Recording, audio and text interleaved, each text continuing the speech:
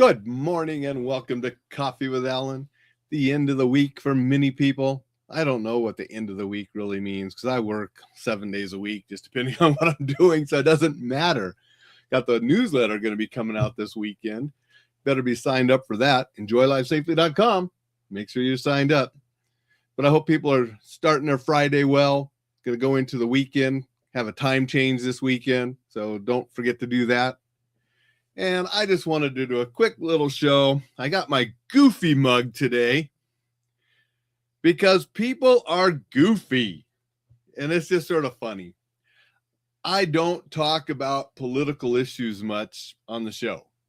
I just don't have time for that. And it's just difficult to do that unless you're just a strictly political venue. But, I talked about an incident, but I tried to do it without politics yesterday. And I wanted to talk about the freedom of speech issue that many people just confuse and get wrong. And talking about, how difficult it is to eject somebody. And so it was the Marine that got ejected from the hearing in DC a couple days ago. And of course I share the podcast around the places. I don't do this just for me, partly for me, but I want it to be heard. And it was just sort of interesting and goofy how I was attacked and criticized by people that didn't listen to the podcast. They just made assumptions. And because they didn't like the senator involved, started, saying stuff. And, like I said, completely irrelevant, nothing to do with what I talked about in the podcast. They just wanted to attack that senator. And then they didn't like me because I was standing up for a crooked senator, and which I never stood up for anybody. I told facts and things. And then it's interesting because you get other people who did listen to some of the podcast, but wanted to argue with me and say how I was wrong.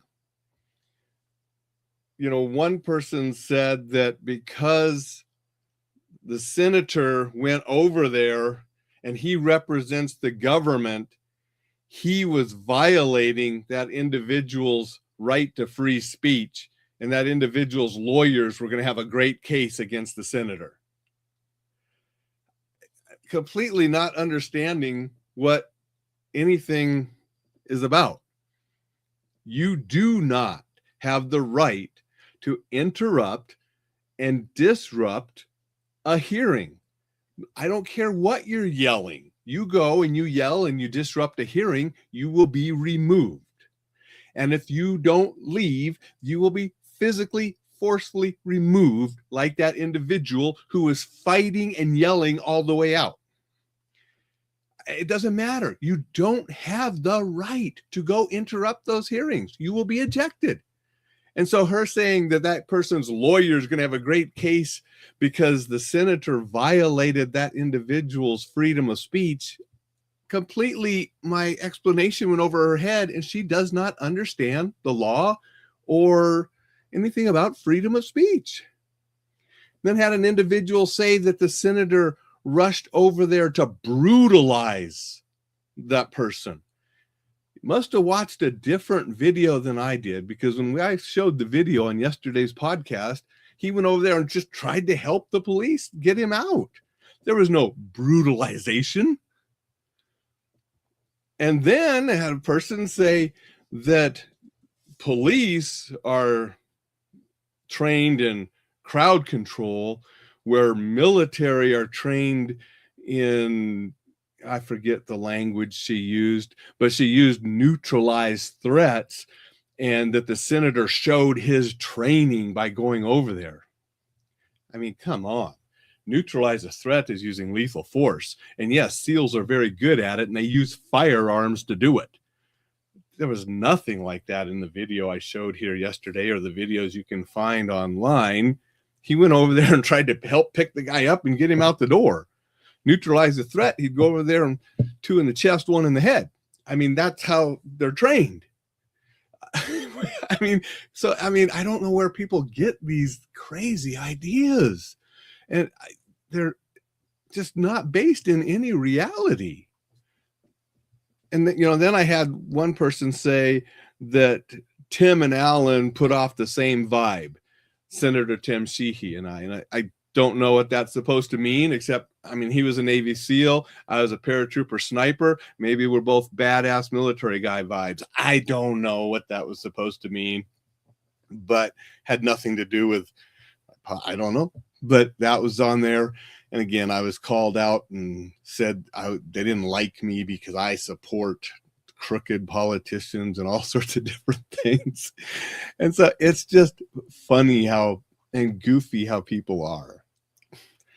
A few of them I responded politely and articulated what the actual law says and factual things about that. The other ones, I just sort of asked them, did you actually even listen to the podcast? Because they were trying to incite political stuff that had nothing to do with the podcast, and I wasn't going to go there. I did ask the one guy who said the vibe. I asked him what that vibe might be. Just curious. Again, I'm guessing it's badass soldier military guys, but I don't know. It's just goofy, and I got to get a little chuckle out of some of it. And yeah, people won't like me because I told the facts about a certain political stance. But tomorrow, somebody a veteran wearing a red hat can go do something that I think is stupid or wrong and could point out, and then I'd have the complete other side mad at me. So I guess I'm sort of good, because if I get people from both sides mad at me, I'm doing something right, correct? And I'm just, trying to stay in the middle of what's right, what's wrong, what's factual and not.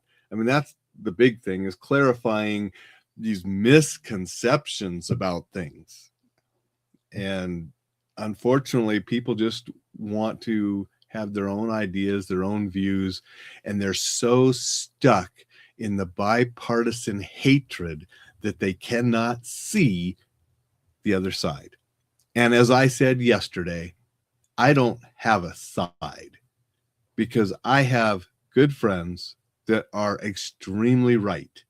I have good friends that are extremely left. There are people I respect that are extremely right. There are people I respect who are extremely left, and everywhere in between. I don't go on a side. I go on specific issues and what's right and what's wrong and those kind of things. Oh, I just thought that was interesting. Goofy. People are goofy. Good morning, Thad. Appreciate you being here, saying hello. Good morning, Dixon. Dixon said, it almost looked as if he was trying to help unhook the guy's hand.